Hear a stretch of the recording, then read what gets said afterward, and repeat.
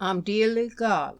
Interviewed in Montgomery, Alabama. I'm 100 years old. Slavery days was hell. I growed up when the war come, and I was a mother before it closed.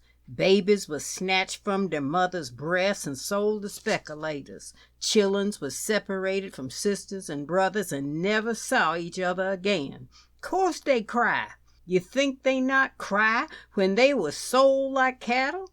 I could tell you about it all day, but then you couldn't guess the awfulness of it. It's bad to belong to folks that own you soul and body, that can tie you up to a tree with your face to the tree and your arms fastened round, tight round it, and take a long curling whip and cut the blood every lick. Folks a mile away could hear them awful whippings. They was terrible part of living.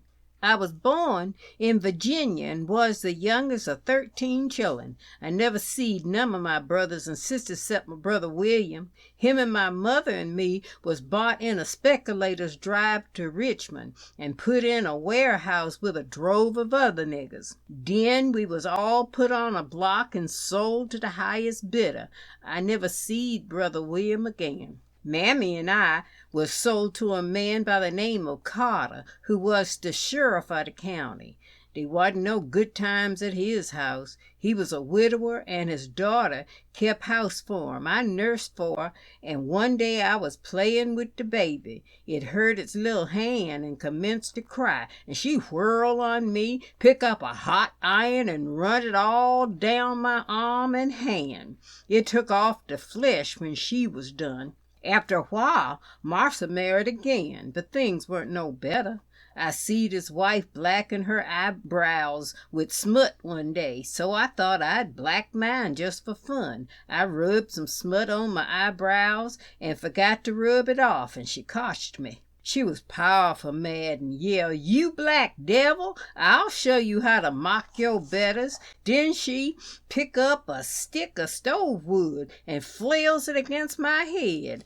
I didn't know nothing till I come to, laying on the floor. I heard the mistress say to one of the girls, I thought her thick skull and cap of wool could take it better than that. I kept on staying there, and one night the master come in drunk and sat at the table with his head lolling round.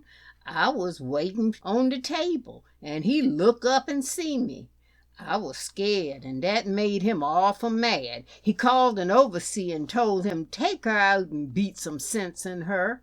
I began to cry and run in the night, but finally I run back by the quarters and heard Mammy calling me. I went in, and right away they come for me. A horse was standing in front of the house, and I was took that very night to Richmond and sold to a speculator again. I never seed my mammy any more. I has thought many times through all these years how Mammy looked that night. She pressed my hand in both of hers and said, "Baby, be good and trust in the Lord." Trusting was the only hope of the black critters in them days. Us just prayed for strength to endure to the end. We didn't expect nothing but to stay in bondage till we died. I was sold by the speculator to a man in McDowell, Georgia. I don't recollect his name, but he was opening a big hotel in McDowell and bought me to wait on tables. But when the time come round to pay for me, his hotel done failed. Then the Atlanta man that bought the hotel bought me too. Before long, though, I was sold to a man by the name of Garlick down in Louisiana, and I stayed with him till I was freed. I was a regular field hand, plowing and hoeing and chopping cotton. Us heard talk about the war, but us didn't pay no attention. Us never dreamed that freedom would ever come. Us didn't have no parties on our plantation, nothing like that. Us didn't have no clothes for going round. I never had a undershirt until just before my first child was born. I never had nothing but a shimmy and a slip for a dress, and it made out of the cheapest cloth that could be bought. Unbleached cloth, coarse, but made to last. Us didn't know nothing 'cept to work. Us was up by 3 o'clock or 4 o'clock in the morning, and everybody got dey something to eat in the kitchen. They didn't give us no way to cook or nothing to cook in the cabin. Soon as us dressed, us went to the kitchen and got our piece of cornbread. There wasn't even no salt in them last days. That piece of cornbread was all us had for breakfast, and for supper us had the same. For dinner us had boiled victuals, greens, peas, and sometimes beans. Us never knowed nothing about coffee. One morning I 'members I was started to the field, and on the way I lost my piece of bread. I didn't know what to do. I started back to try to find it, and it was too dark to see. But I walked right slow, and had a dog that walked with me. He went on ahead, and after a while I come on him laying there, guarding that piece of bread. He never touched it, so I gived him some of it. Just before the war I married a man named Chetfield from another plantation, but he went off to the war and I never seed him again. After a while I married a boy on the plantation named Miles Garlick. Marsa Garlick had 2 sons in the war. When they went off, the massa and misters cried, but it made us glad to see them cry. They made us cry enough. When we knowed us was free, everybody wanted to get out.